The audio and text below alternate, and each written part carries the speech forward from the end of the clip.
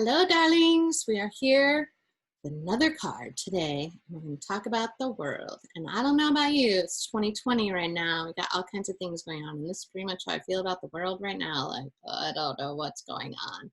This is the world from the Usi Pagan Otherworld deck. And it oftentimes the imagery confounds me, but it's so, I don't know, feels very perfect for 2020, where I'm just like, I don't know what's up. Like somebody up above must know more. It's just really funny.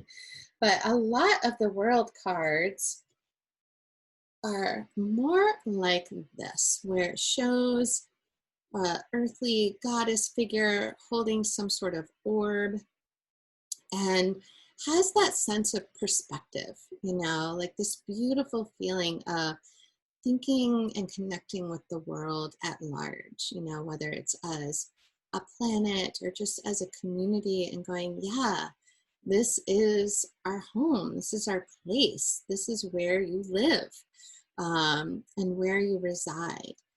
And it can have just that beautiful sense of scale, of going, there's times when the planet just feels huge and overwhelming and complex. We can pull back and really get a sense of it as a whole and see it as a smaller being of sorts, looking out at the universe and stuff. So oftentimes when I get the world, I just like to get a sense of perspective, whether it's going to a vista point or literally looking at images from space and just going, okay, I see us as a planet, and kind of see those cloud swirls and see the swaths of ocean and kind of calm my mind a bit about what we're actually doing to our planet. So I'm going to show you two other cards. This one from Everyday Tarot is fairly what I would call traditional, where in the four corners it has representations of the four elements, and then in the center of like this potentially olive leaf wreath is this woman dancing. So it has this complete sense of freedom and embodying that place of spirit, sort of that cosmic egg space with the elements around. So it talks about like full integration of those in this cycle. The world is the last card. I guess we could call it the last card. I mean, the Fool sometimes is the beginning and the end, so that's the only reason I hesitated there. But the world is like the end of the cycle, and it's actually a little bit outside the cycle, because when we talk about tarot and it's in cycles of 10, you have 1 to 10 and then 11 to 20. And so then the Fool and the World are kind of outside of those specific cycles of energy, but it does have this sense of wholeness and a sense of completion. I love, love, love this card from the Mary L. Tarot that just has this beautiful sense of the universe and this female figure, different sense of the world, just that sense of wholeness and peace. So you can see with the different types of images, you're going to read this card a little differently. And it also depends on the question that you ask. So there's lots of layers and ways to read the world card. Sometimes it can just be very literal. If it's not 2020, you can be saying, well, it might be time to travel. Go see the world in different ways, like literally get out there. Not that we can't do that at all, but it's very limited, but I know I love it when I get the world card and kind of go, right, where in the world do I want to visit and connect with and explore and see the world from a different perspective? Because the world for me can often be a little red flag indicator that I've made my world, my vision, a little too small and closed, that I'm not thinking expansively enough and thinking outside of my culture, my perspective, and my limited views, which we're seeing quite a bit of that in the US with the, heightened awareness around Black Lives Matter and racial injustices and all of that, of going, right, we need to see things from other people's perspectives, not just our perspective.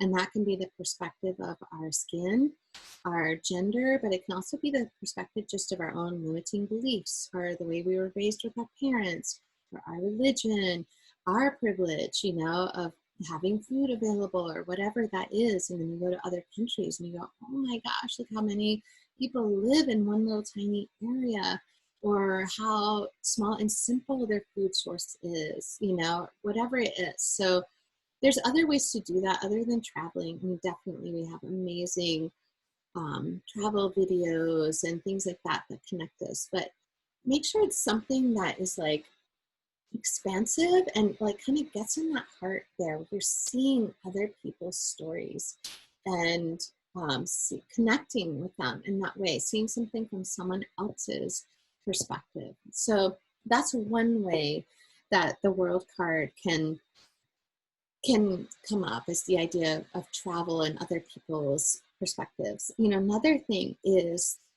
like that idea of closure and completion, of seeing this complete circle of, is there anything that you can give closure to?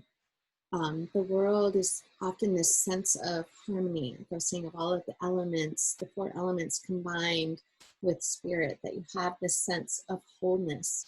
And that's a beautiful point, you know, to end a journey, and then it's going to, you know, kick off another journey.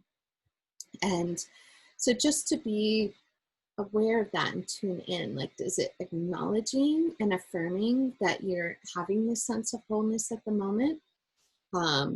Which, don't hold on to that too tightly, because it means it's time to up level that, you know, go into another cycle, and you'll have some things broken down, have some new awarenesses made, feel broken apart and expanded, and then come back together and have that sense of wholeness again, to be able to continue to repeat that cycle.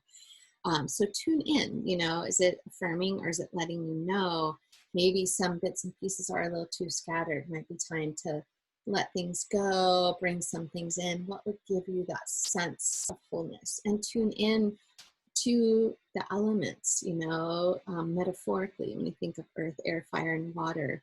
Are those in balance in you and in your life? And spirit, are you tending all of those areas, or have you become a workaholic and you're only tending that earth area where you're working out and working all of the time, and that's it? So then, you know, where are the emotions? Where is the passion? You know, where is that spiritual connectedness? And I'm forgetting one element. How terrible is that? Like, oh, the thinking and the learning, the expanding, creativity. You know, maybe become a little too rigid in routine. Those can all be fine, but you want to make sure that you're blending all of them. That is that sense of wholeness that comes with a life that is multifaceted and nourishing on many levels, and keeps challenging us and growing us on many different levels as well. So those are my thoughts on the world.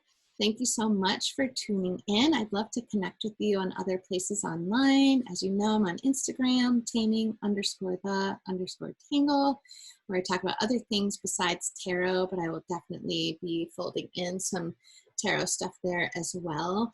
And on my website is a bit more about coaching, and also connects to my Etsy shop.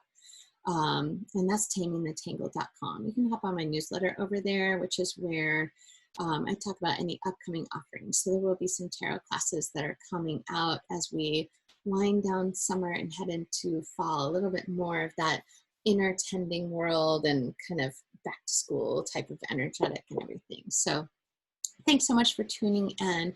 Have a great day, and I will see you in future videos. Thank you.